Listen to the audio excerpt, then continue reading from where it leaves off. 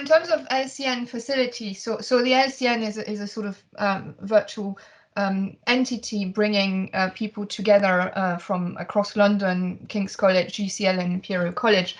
Now focusing on the Imperial side for this. So there are different types of facilities across the LCN.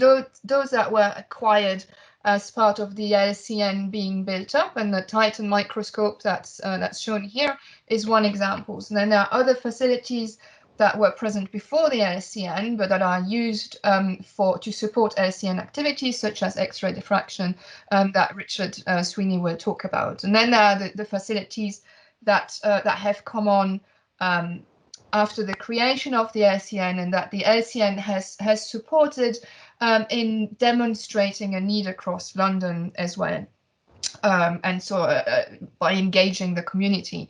So here, these presentations will focus on the facilities at Imperial, on some of them that are available on charge out, and here are here is a link that can be used to access this charge out. So this is the practical way in which you can book the facilities and pay for them. They can be accessed by Imperial users, but also by external users from our LCN partners at UCL and King's College.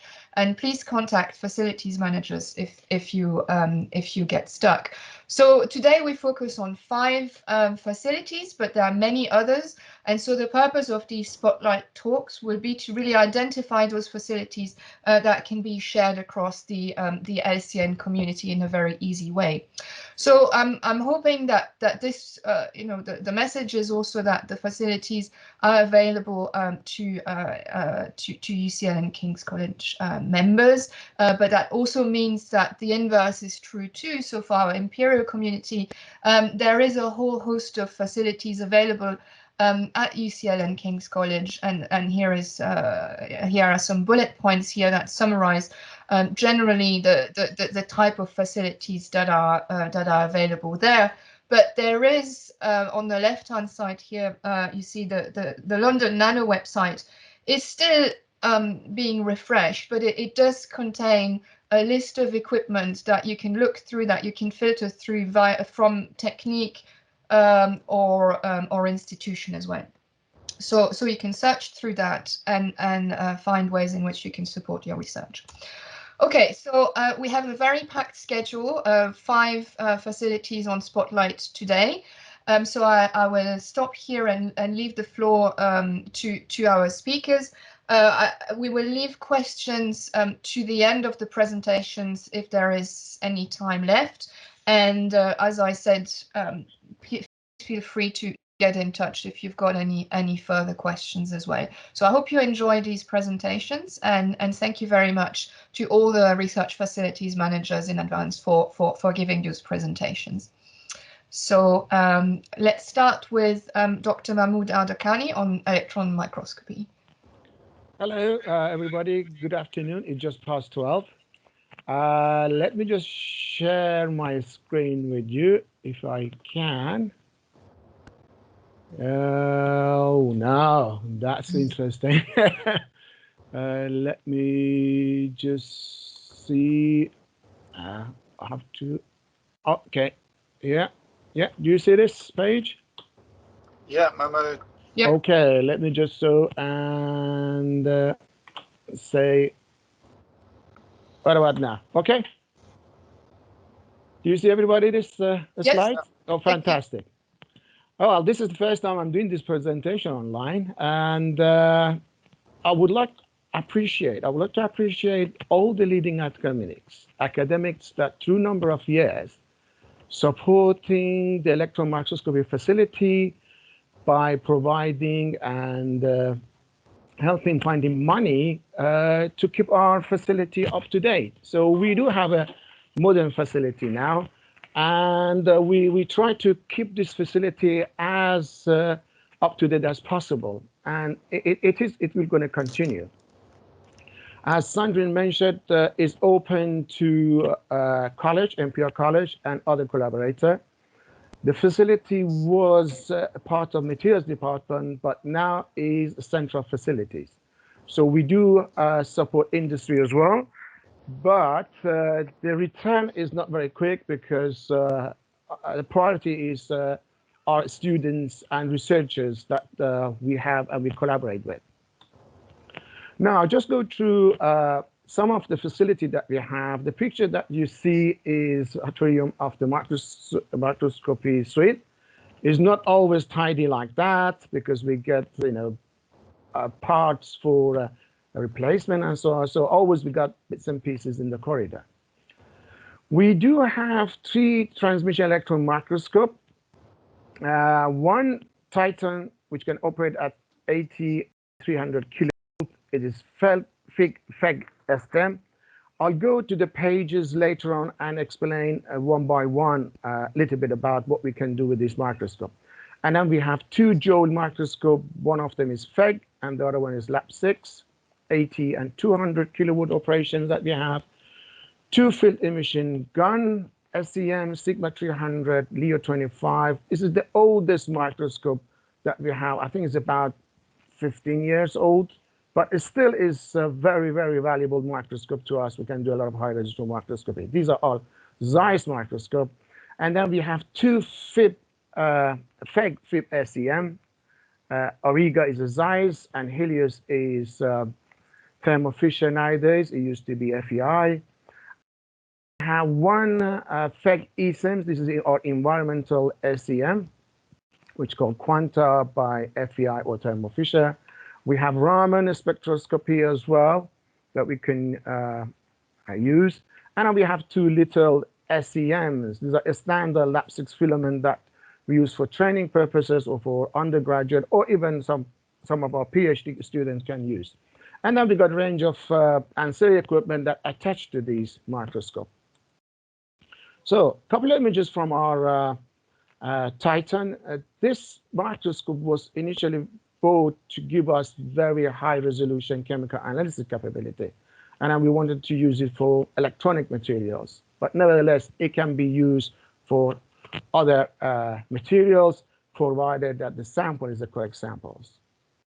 Okay, with this microscope, we could have energy resolution, if you want the chemical analysis, of about 0.6 eV. We do have monochromator on this machine, so we can achieve that sort of chemical resolution. This is almost atomic resolution. We do have EDX detector on that. We have an EELS detector on that. And I've shown a couple of images here for doing chemical analysis at atomic resolution. And one STEM image here from silicon that you can see these dumbbells on silicon, and then you can see that we can resolve 0.36 nanometer. Excuse me, yeah. Mahmoud, I'm not seeing the images move. I don't know if that's the same for everyone else. We're still on the first page. Oh, are you? You might be sharing the wrong screen if you've got a multi-screen setup. If you share the left screen or the other screen, that might fix it. Yep, that works. Is it working now? Yes, thank you. So let me just go up again. Is that okay this way, maybe? Yep. Okay. I don't know what happened. As I said, this is the first time. Anyway, so that's, as I said, this is for silicon dumbbell that, you need to be patient to get this sort of images. It's not saying that you put the sample inside and you get that. I mean, it needs a lot of effort and patience to prepare the sample to start with and be able to do this chemical analysis at atomic level. Okay, I'm just going to move to next sample, next microscope. Okay, this is our latest transmission electron microscope, Joule 200 Plus. We use this microscope for most training. If people haven't got any training or experience with TEM, this is the entry level for us. This is about 3 years old microscope. We can do high resolution imaging. That's one example, looking at titanium and titanium oxide, and you can see nicely resolved lattice. We do have a STEM detector on that. This image number 3, letter 3, is a work by, sorry, I forgot to put the name of these contributors. I have to find their names. I just picked up from the microscope. This is a STEM image from a titanium oxide that you can see pile of the dislocation there.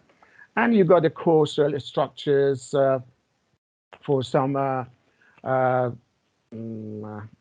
silicon shell, silica shell structures. So very versatile microscope that we have. We do have cryo-TEM. We do have cryo station that if some people are interested to do some cryo-TEM, we can do this cryo-TEM on these samples. So EDX STM and cryo-TEM or STM can be done on that microscope.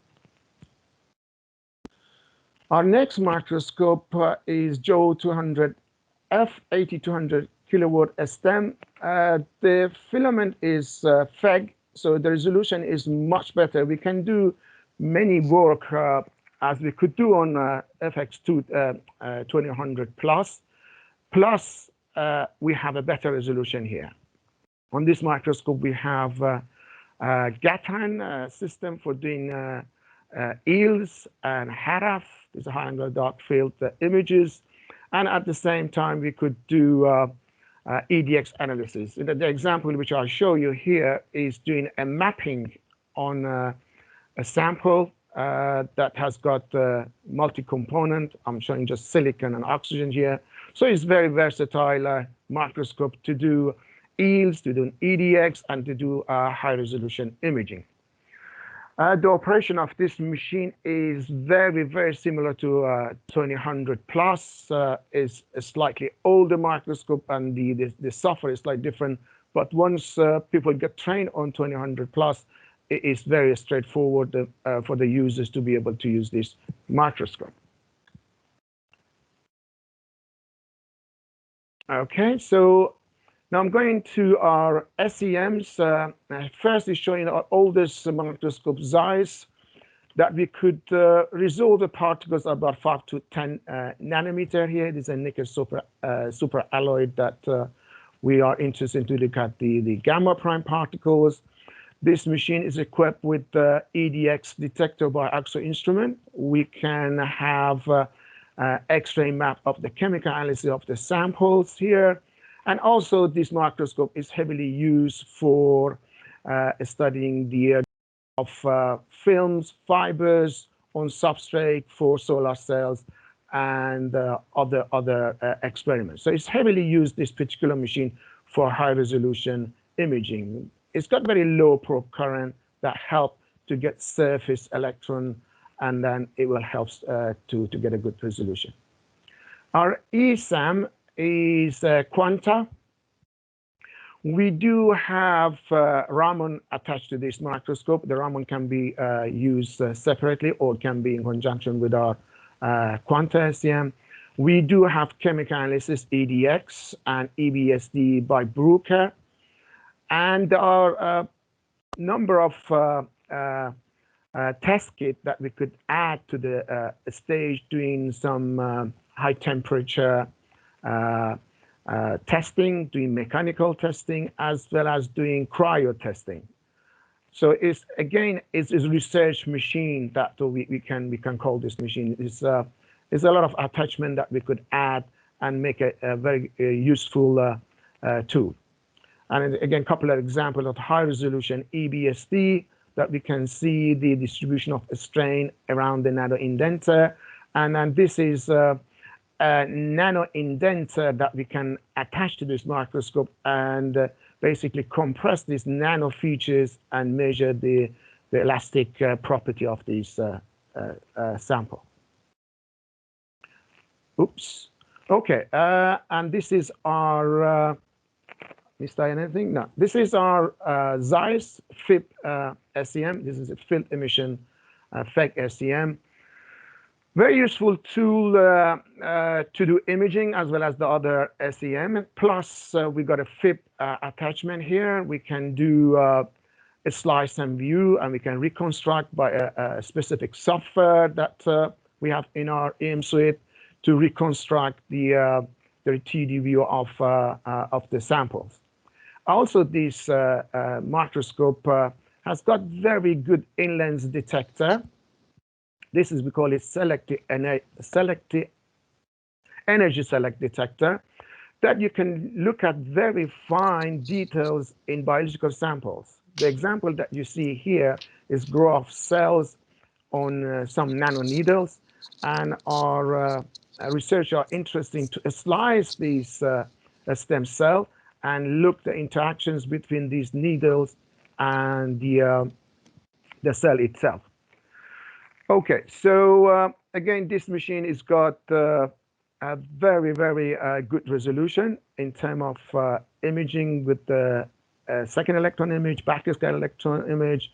We do have lots of attachment for this machine, EDX and FIB, and I said some platinum deposition. If someone interested in platinum deposition, is possible to do. Okay, our next FIB is FEI, or Thermo Fisher's Helios. This is the oldest FIB that we have, and this basically purchased when we bought Titan. Initially, this machine was purchased to making samples to support Titan. So we do have capability of making lamella for TEM, and also we got the capability of doing some slice and view and 3D reconstructions. It's an example of 3D reconstructions of some nickel samples we have here, nano indentations that we can do, and in the examples, and you can cut the samples for TEM analysis. Okay, and this is the map of the campus. So we are located in this corner of the South Kensington campus. If you are interested to visit our lab, you can basically arrange a time at this time of year that we got COVID-19. We can meet you at electron microscopy back door here if you want to drop the samples, or we can meet you at the entrance to the department. Now, the leading academic is Finn, and also the other academics helping with our EM suite. I am basically the research facility manager for most of the equipment. Catriona is looking after our EEL system and Titan, and Cathy is helping us with other equipment, as well as looking after the Helios sample preparation. If you have one or two samples that you need to prepare, it takes a lot of time for you to get trained, but Cathy will be able to make the sample for you, and then we can do the PM analysis. I hope I managed to go through this quickly to show you what we have, and thank you for listening. Thank you very much. Thank you very much, Mahmoud. That's great. So lots of facilities to cover within this EM presentation. So thanks very much for giving an overview. So we, in light of time, we'll move on straight away to the next one, which is by Ghulam. And if there are any questions, we can maybe take them at the end or deal with them by email. So thank you. So next one is focused on the Advanced Photoelectron Spectroscopy Lab by Ghulam Kehav. Thank you. Hiya. So my name is Ghulam Kehav. Can you all see the screen? Yes, this works. Yes, okay.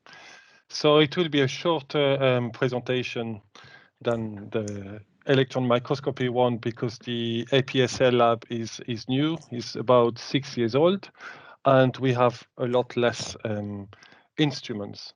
So this is the Advanced Photoelectron Spectroscopy Laboratory, also called APSL lab, and we have in our lab 4 XPS. The 2 ambient pressure XPS, one for clean samples, another one for dirty sample, and we have an angle resolve photoelectron spectroscopy, also called ARPES. And most importantly, because this is actually the only one available to users, is the high throughput XPS. Okay, so this is what I was saying is the 3 other XPS are available through collaborations with David Payne. And so those consist of the 2 ambient XPS and the angle resolve XPS. But the high throughput is available to all CDTs and all Imperial College users. and it has the capability of having a variable X-ray spot between 30 to 400 microns. It has a tilt module to measure the topmost surface and surface of your samples. It can also measure work function and do depth profiling through sputtering. So then those are the 4 different types of sample holder. The standard sample holder shown here can have up to 9 samples, but I have of size 2 centimeters, but I've seen people putting 20 samples on it. So you can in one go measure up to 20 samples. For work function measurements, you have this type of sample holder, which has a gold reference to be able to measure the Fermi edge of the gold, so you can calibrate your work function. And then if you need to do the tilt, so to measure the topmost surface, you have a tilt sample holder that can go between 0 and 80 degrees. If you have samples that are in glove box, then you can transfer your samples between your glove box and the XPS using this vacuum sample holder, and your sample will not see the air, will not be contaminated with air. So any request is done through by email through me, and all you need is that you provide samples without free of iodines and fluorine. You also need to provide a COSH form, and you need to be registered on PPMS. And then we'll decide if you get a training, or if I measure your samples through drop-off, or if for experienced users or trained users, you get the measure done by yourself. So here I will present just two examples of research that has been done on the XPS. But so this year I've counted about 30 papers that's done, but this is just two of the papers. This is one done by Eleanor Akali, so in Applied Materials Interface, in which she studied the observations of iridium nanoparticles from STO. So in here you see the iridium doped STO, the perovskite, which has been reduced then through in a heating. It has been heated in a reducing atmosphere, and then you get nanoparticles.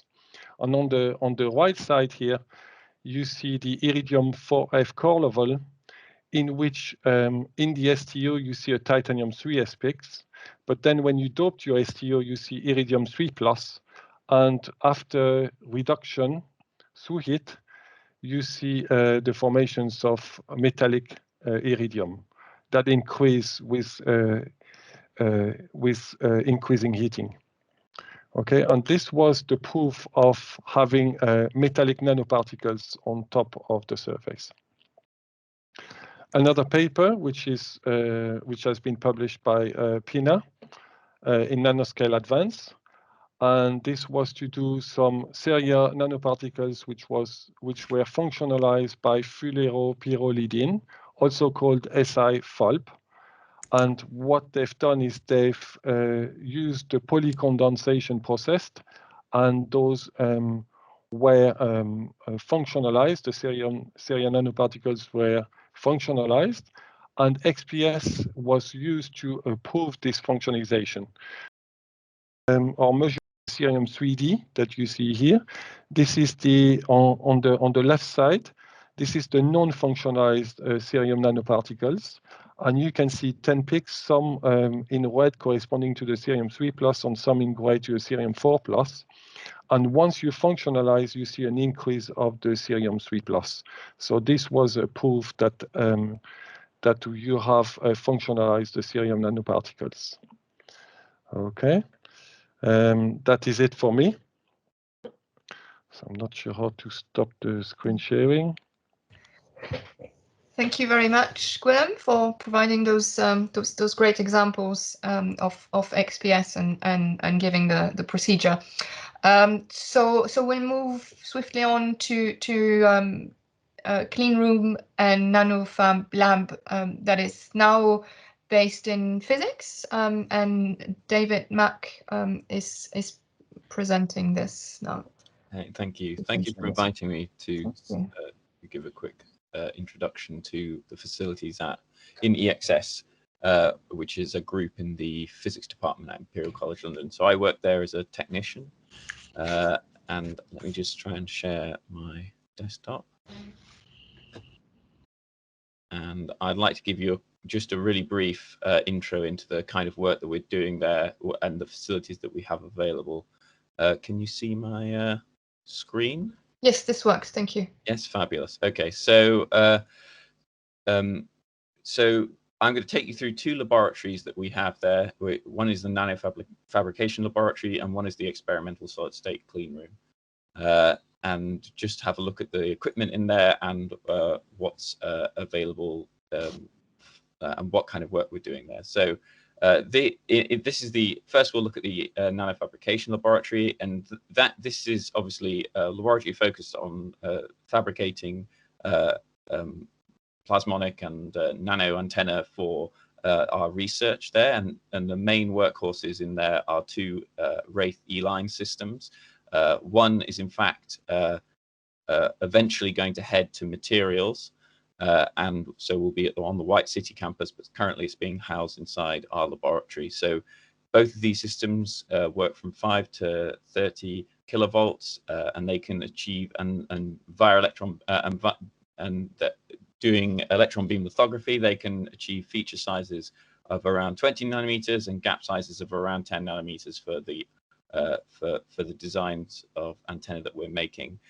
These are like commonly achievable feature sizes and gap sizes, but you can push features and gaps smaller than this, but it becomes less and less reliable as you do so and becomes more and more fiddly. They have 100 micron write fields, and you can do reasonably large area samples, but obviously as your sample sizes increase, the write times start to get extremely long as well. Here's some examples of some of the structures that we've made using the lithography systems there. So we've got some trimer antennas with gap sizes of between 10 and 20 nanometers. We've got some broadband here, which is on the top left. We've got some trimer antennas in the center. We have some broadband dimer antennas, and then just like various other shapes and some gratings down on the left, and some dots within rings down on the bottom right. So this is all done using electron beam lithography. We have access to a variety of electron beam resists to suit various purposes.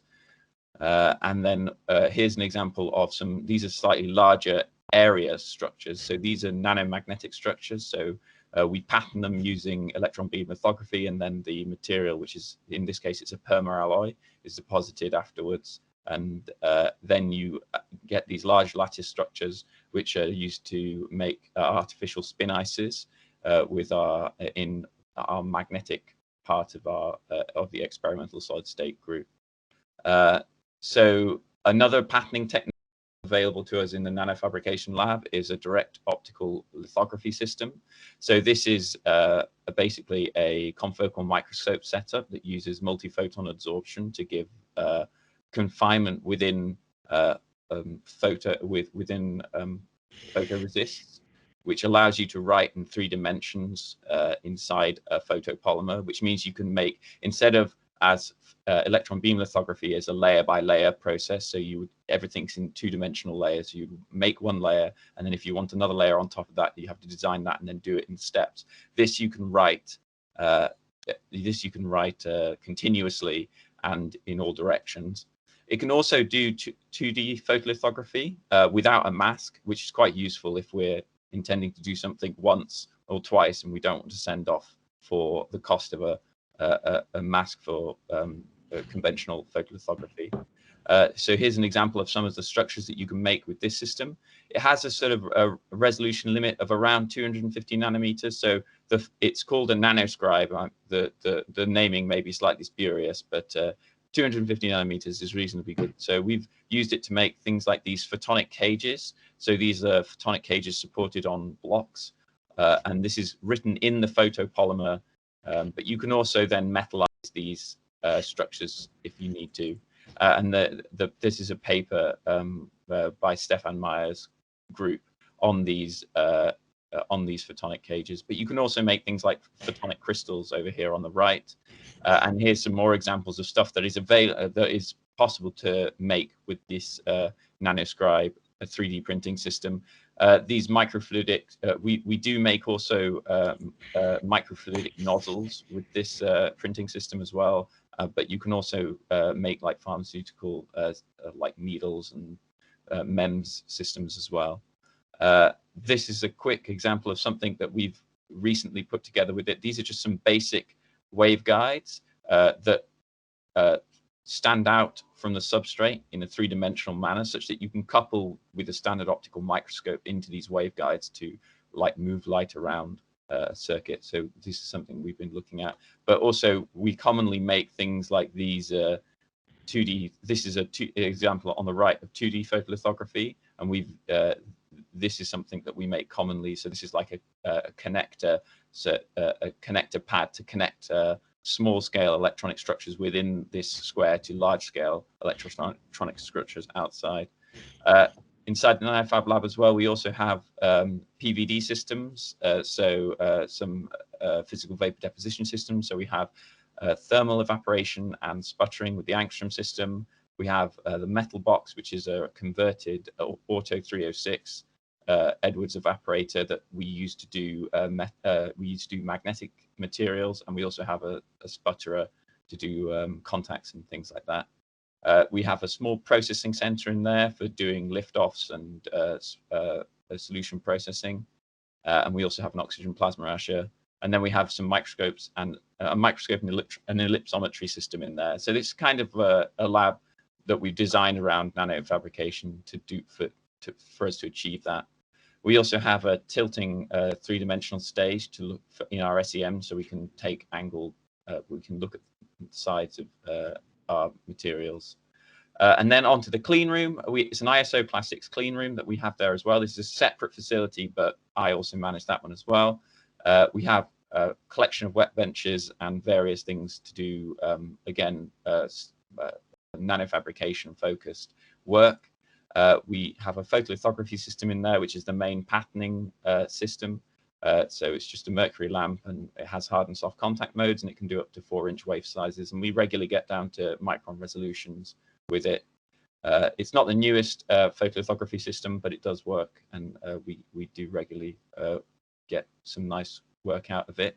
So this is an example of some of the stuff that we've been making in there. So this is an organic transistor patterned with a combination of photolithography and electron beam lithography. So this person was doing work in the nanofabrication lab and in the clean room. And so these red sections are an organic semiconductor. And so you can see in here, there's an organic semiconductor. These fine lines are done with electron beam lithography, and the large lines are done with photolithography. Again, we're constantly making these large-scale contacts, and this is done with photolithography instead of with the maskless nanoscribe. So this is like standard photolithography. This is something that our bioengineering people are doing. So there's some people from other departments who've had access. So this is looking at cancer cell attachments in microfluidic chambers that they've built, that they've fabricated using photolithography in the clean room. We also have some more physical vapor deposition systems in the clean room. We have an Auto 306 evaporator, which has thermal evaporation and electron beam evaporation. And we have another sputterer in there as well. More characterization, we just have general like microscopes and digital scales for chemical work in there, like and observation stuff. We have some profilometers and some contact angle measurers in there as well. And in the Chem Lab, which is next to the clean room, which is part of the same facility, we have a gravure printer and some furnaces and DI water systems and stuff, which is useful for the work people are doing in there. And in characterization in there, we have some we have a spectrophotometer and a spectrophotometer to do reflection and absorption measurements and fluorescent measurements, respectively. Getting access is very complicated at the moment. We're currently in flux because we're transitioning from how we previously did things, which was all through contact with me and just sort of unique arrangements each time, to moving the whole thing hopefully PMS system, so that it will be a lot more accessible to external users as well, and make it easier to use internally also. So details to follow on that front, but please do contact me if you have any questions, if you'd like access. Hopefully in the next few months we'll move to that PPMS system and everything will become a lot clearer. But there are other fabrication options available in EXS. There's also a large glove box up on level 9, which has got thermal evaporators and various other things inside there for fabrication work as well. I hope that gave you some information on what's available in EXS in physics. So thank you very much for listening. And I think that's it from me.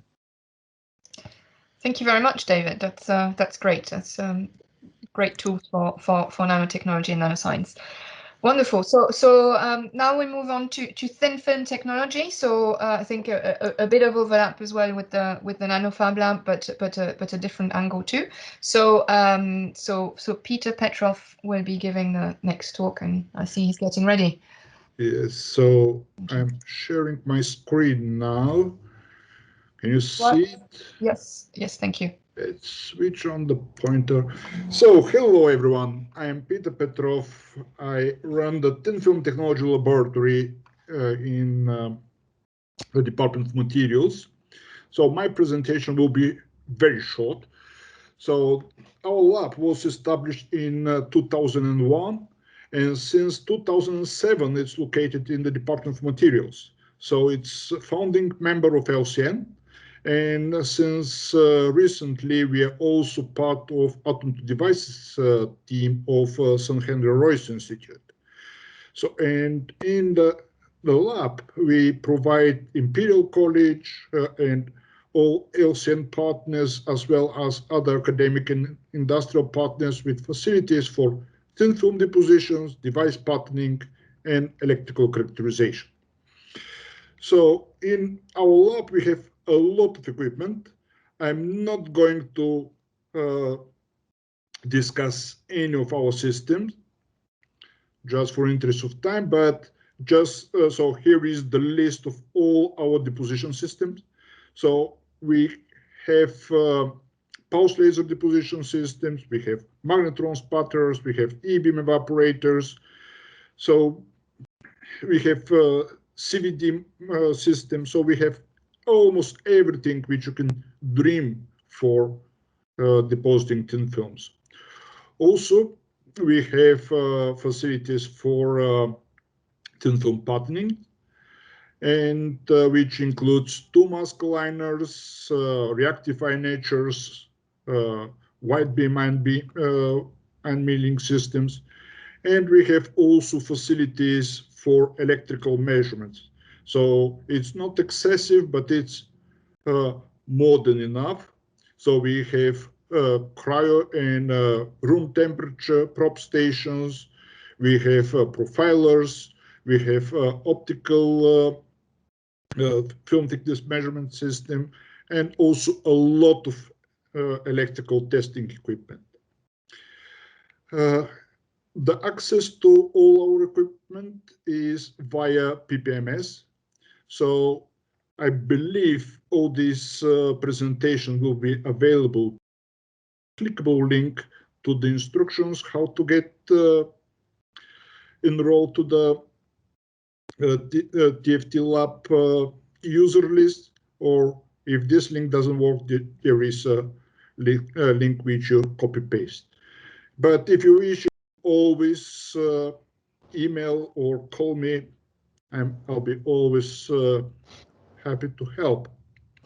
So a very quick overview of some of the main system in the laboratory. So our working horse is our Pld system, which has 4 separate chambers. Each chamber is equipped with 6-position target carousels, so we can make multi-layer structures with up to 6 different materials in situ. And one of our chamber is equipped with reed. So this is this system allows us to do layer by layer deposition with very, very high precision. Our other working horse is our magnetron sputtering system, which is combined with e-beam evaporator, but very soon we'll have another system which will dedicate it just for e-beam evaporation. So in here we have 4-inch sample holder, and which we could cover uniformly with various different films, different coatings.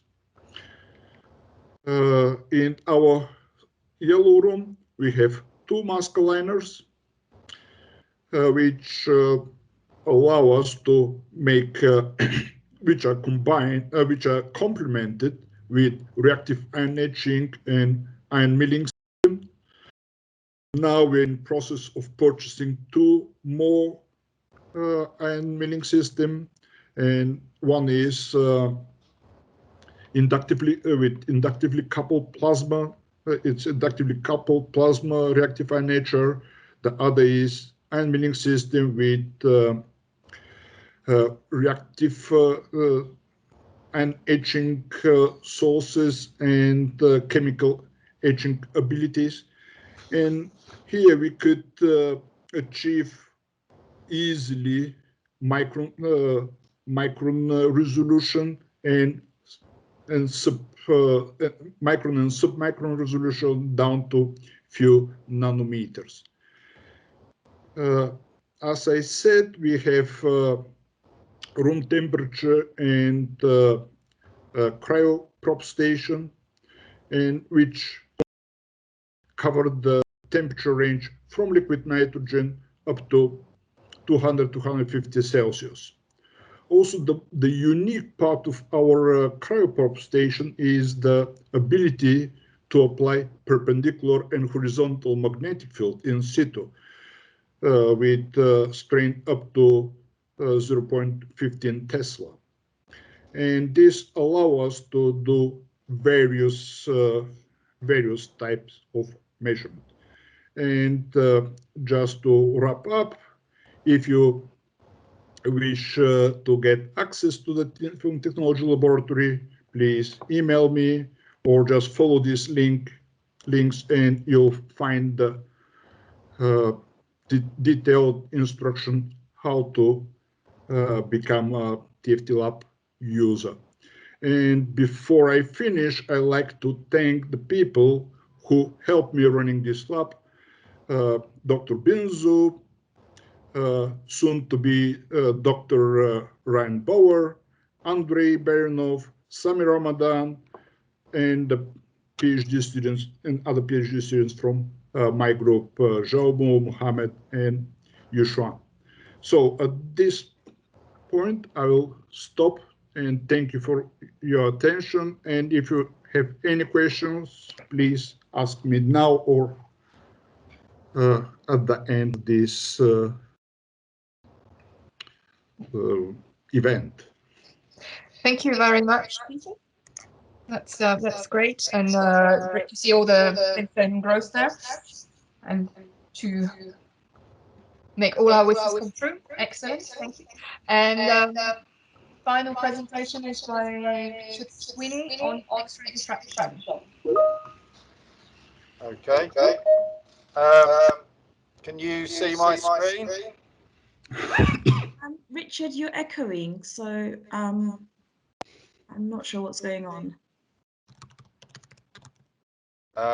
Is that still echoey? That's better, thank you. That's better. Can you see the screen? Yes. Good. Okay, well, good afternoon, everyone. I'm Richard Sweeney, and for my sins, I look after 2 facilities here, namely X-ray diffraction and thermal analysis. Previous speakers have mentioned how old their facilities, or rather how new their facilities are. I daren't tell you how old my facilities are, because it belies just how long I've been here. But what I intend to do is give you a quick overview of each of the two facilities, and then I'll pick out a few examples of what I think might be of use to you. So let's start with X-ray diffraction. And obviously in X-ray diffraction, we're concerned with the arrangement of atoms on normally a crystalline lattice. So probably the most obvious thing that you might want to do with X-ray diffraction is to determine the phase composition of your specimens.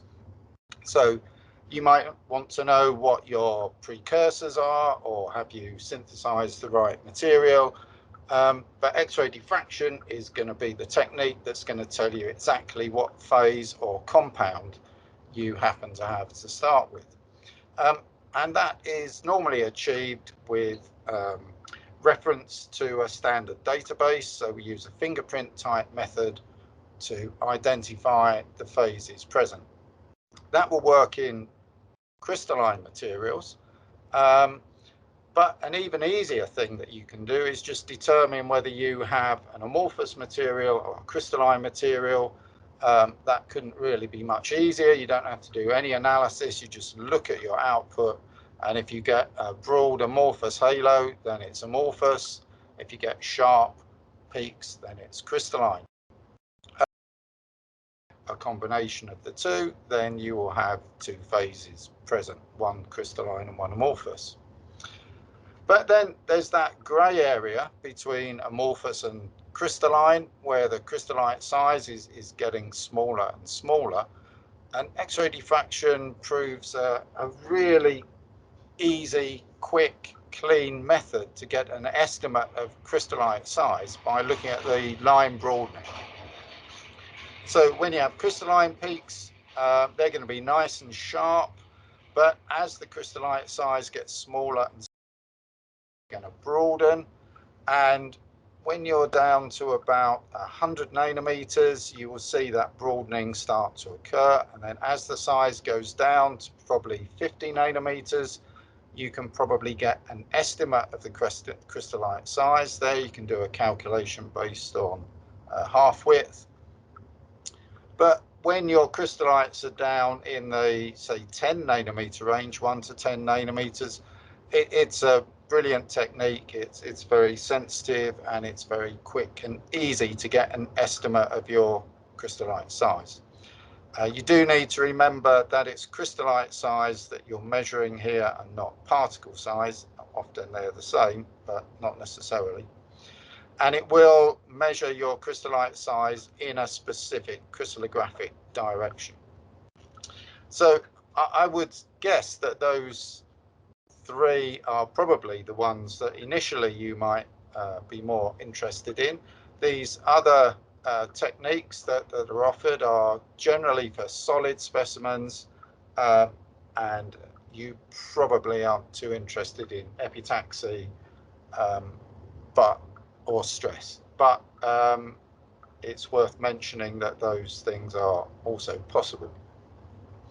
In terms of the equipment that we've got, we have a suite of 7 diffractometers, 5 full-size analytical instruments with different configurations optimized for different techniques, and 2 benchtop Bruker instruments for the routine type analysis, and quite an extensive suite of software for all the different analysis types.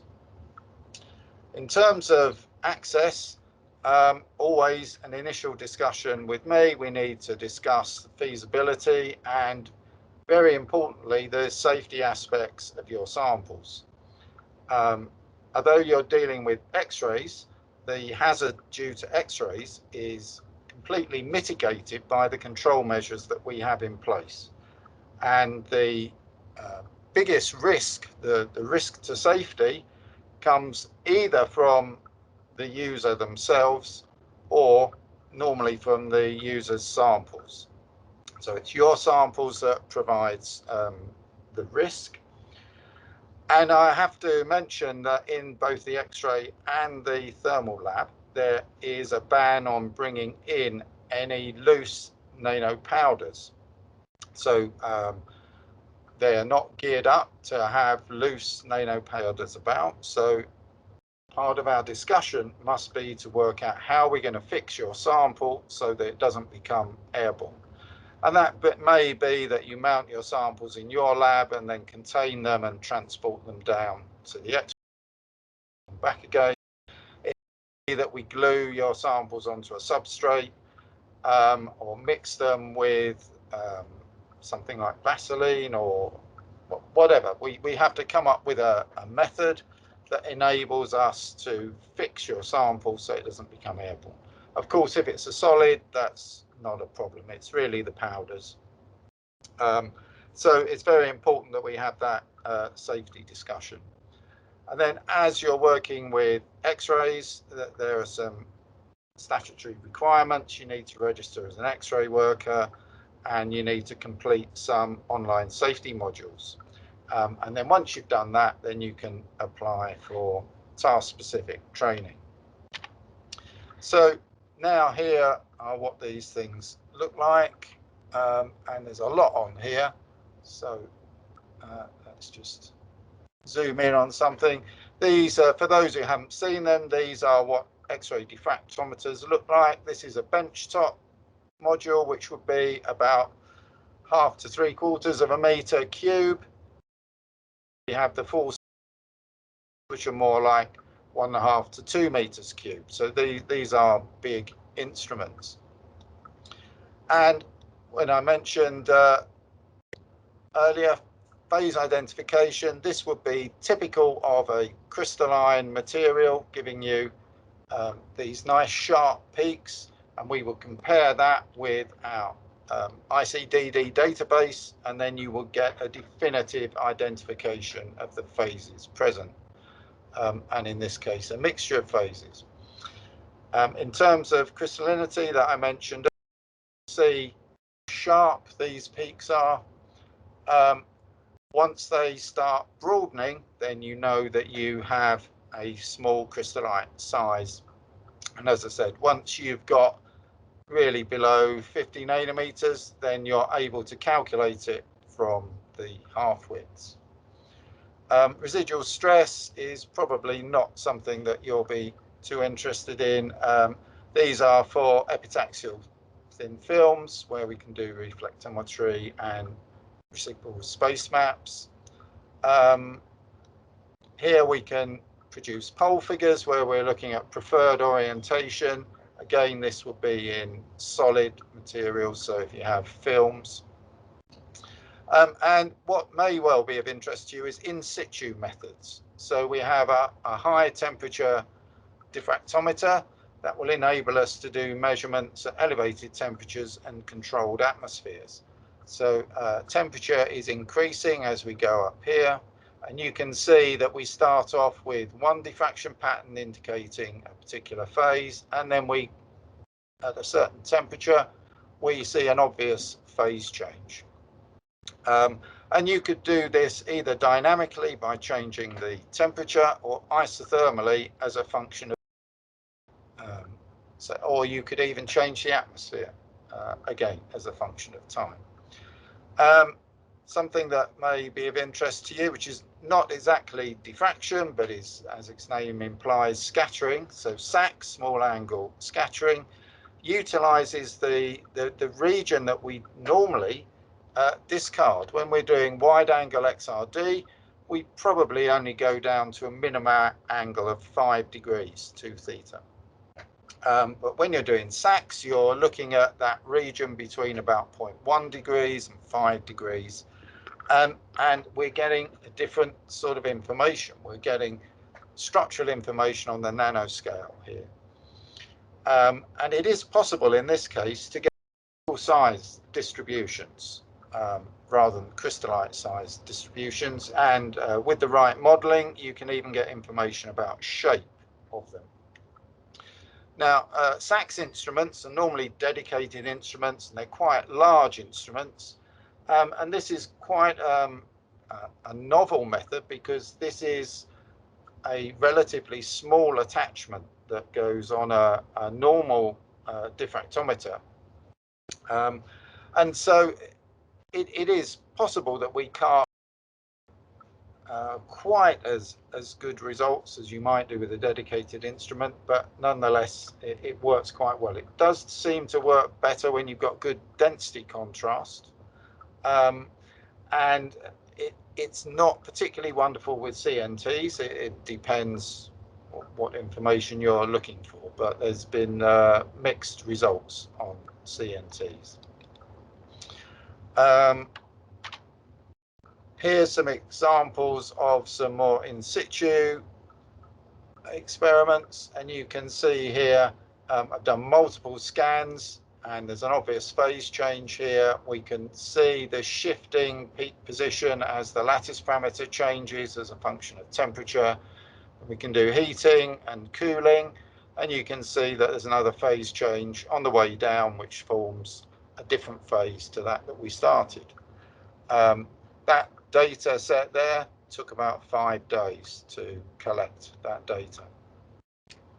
This data set here was much quicker, and this is showing the development of crystallization in a glass ceramic. This is the substrate on which the sample is placed, so we're not interested in that. But you can see here this broad amorphous halo, which is due to the initial amorphous material, the glassy material. And then as we heat up, somewhere between 350 and 400, we start to see the appearance of crystalline peaks. And then as we go up, the crystallinity develops. So that may be something that you might find useful. And now quickly, thermal analysis. In thermal analysis, you're just interested in measuring a physical property as a function of temperature. So if ever you want to know at what temperature something happens, then thermal analysis is the technique to choose. You might want to know when your precursor decomposes, or you want to know if your final product is thermally stable, then thermal analysis is the way to go. And so you can follow things like crystallization, phase changes, glass transitions, and decompositions, solid gas reactions. And generally, we have high temperature facilities. So all our equipment is capable of measurements up to 1500 degrees C. We don't have a subambient facility, and we don't even consider anything's warm until it's got to well over 200. We have 2 simultaneous thermal analyzers, so performing differential scanning calorimetry and thermogravimetric analysis simultaneously. And again, access, you need to talk to me about is the experiment you're proposing feasible? What sort of temperature range are you going to measure in? What atmosphere control do you need? Do you need oxidizing, or do you need inert atmosphere? We need to discuss the crucibles to make sure that you're not going to have any adverse reaction between your sample and the crucibles, and again, safety considerations of your sample. And these are 7-place balances. They are very, very delicate balances, so you do need a steady hand. And now just a bit more detail here. Again, these are what STAs look like. This is the furnace here and here, and these things will be about 3/4 meter cube in terms of their size. And an example here, we have temperature on the x-axis and mass here in green, and the DSC signal in blue. We're just looking at thermal decomposition, and you can see the decomposition of calcium oxalate monohydrate goes in 3 distinct stages. And so again, if you want to know at what temperature can you take your precursor before it starts breaking down, then that's how you establish that. Over here, I'm showing you again another way of finding the presence of crystallization and what temperature it occurs at. So this is crystallization in a glass ceramic, and you can see the glass transition here, this shift in baseline, followed by the exothermic peak due to crystallization. And it is possible here, this is just isotherming a specimen, but then cycling the gases. So we're doing air and nitrogen, and we're looking at the exchange on the lattice and making sure it's reversible and making sure that there's no degradation after multiple cycles. So just to summarize in terms of you getting access, it's a simple three-stage process. The first stage, talk to me. We need to discuss the limits of the technique. Is what you're asking for achievable?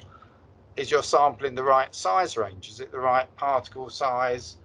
Is it a solid? What about the surface roughness? What about the size and shape of your sample? How can we handle that? Is it a liquid? Is it a solid? Is it a gel? Is it a powder?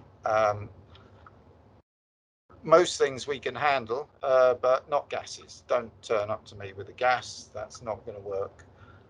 Detection limits, you know, if you want to determine parts per million levels, that's not going to work. So we need to make sure that we can handle what you want there.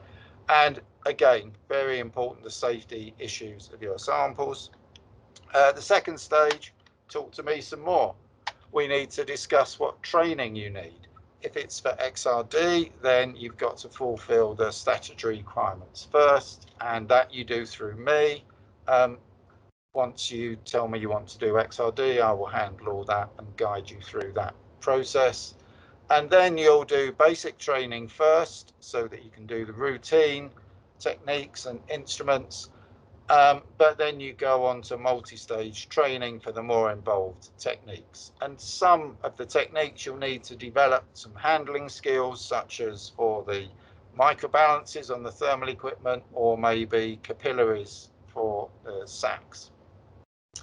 And can you guess what the third stage is? Talk to me some more. We need to talk about timescale.